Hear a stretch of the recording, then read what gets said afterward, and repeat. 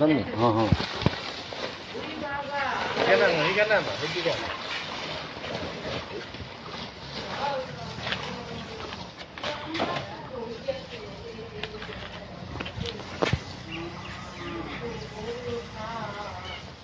আসসালামু আলাইকুম।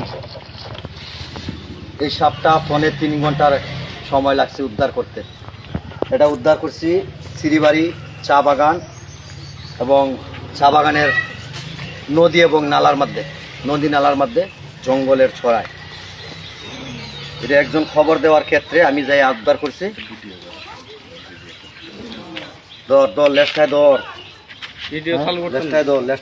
আসসালামু আলাইকুম।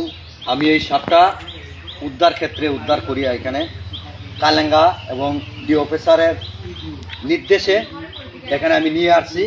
এটা এই মুহূর্তে আমরা উন্মুক্ত করব কালেঙ্গা এবং সোনবাড়ি রেনোভেটের অধীনে।